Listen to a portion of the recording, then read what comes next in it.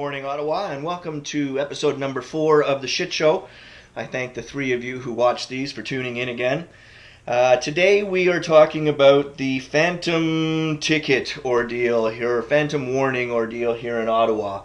There's a lot of people who are like, wow, what's the really big deal? It's a warning. I didn't get a ticket. Well, it is a big deal, and here's why it's a big deal. These warnings, they're used as a metric. They're used as a metric for departmental budgets, for the city to establish budgets to the police services board, which then transfers it to the police force.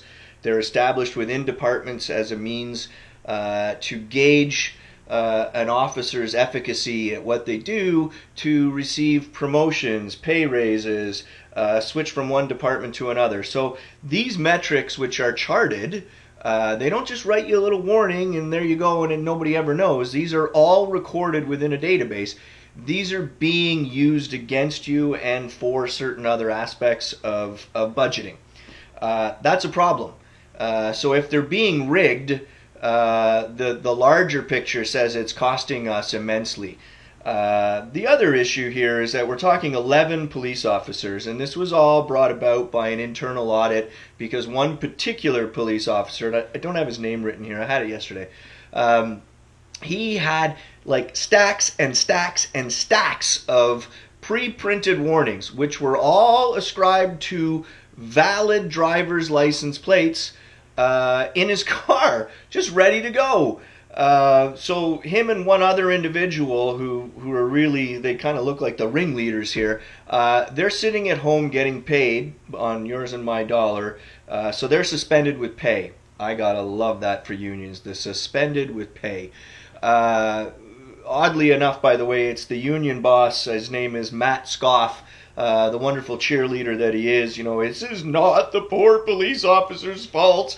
It was a faulty e-ticketing machine that did this. Yep, I can see the police officers in there now. Joe, I can't figure out how to do it. Just press print, like 2,000 times.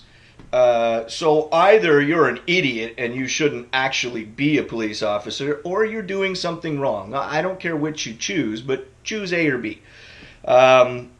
The other issue I really have here, and this is very real, there are 11 police officers who used to be out there sitting at a desk somewhere now. That puts a strain on every single police officer who's out there trying to cover for these 11 douchebags. This year in Ottawa, we're projecting the worst amount of gun violence we've ever seen. We already have 5 people murdered, and in fact, on one street, one little neighborhood, we have multiple murders that have occurred. We can't afford to take 11 police officers off the street. That's ridiculous. And at the height of this internal investigation, it encompassed 20 police officers. So we have 20 police officers in this city that they know of so far that have obviously handed out some pretty shady warnings to pad their stats or to pad the department's stats. That's a really big problem. I also listened the other day, because this is starting to gain a little bit of momentum, I heard Chief Bordelot on an interview, and he stated point blank that our police officers are hired to issue infractions, these provincial warnings. Basically, he stated that instead of harm reduction and policing and this ideal that through proper policing they almost rendered themselves obsolete. No, that's not reality. Our police officers are revenue generation tools. You kind of understand it. The province is pretty cash-strapped. The city is cash-strapped.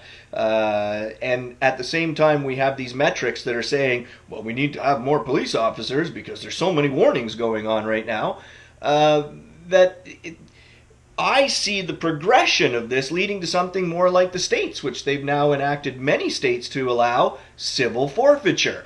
So what this means is the next time, instead of giving you a warning at the stop sign, the police officer is going to ask if you have any cash or valuables in the car. Being the honest citizen that you are, you'll tell them.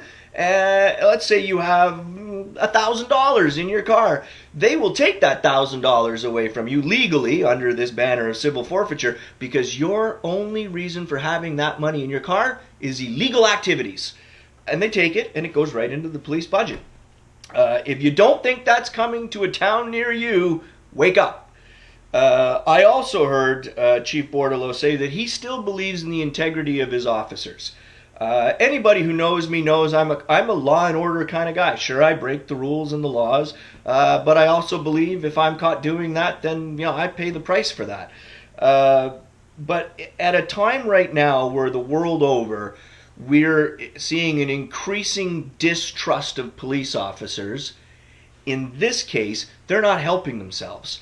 And in fact, if you pay attention, you see that police officers are no different than the rest of us. And they want to protect their jobs and protect their futures and protect their pensions just like everybody else.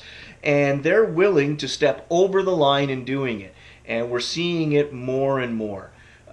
Chief Bordelot, I love you, man, but today you're my douchebag of the day because quite simply, I'm losing confidence and faith in the integrity of our police officers. And if I lose it, man, other people have lost it a long time ago. You need to clean up the ranks. Cheers, Ottawa. By the way, just be careful when you're driving. And check your abstract that they didn't like make some phony warning for you. Important to check your abstract, I'd say. Enjoy the rest of your day. Cheers. And thank you for the 3 people who continue to tune into these shows.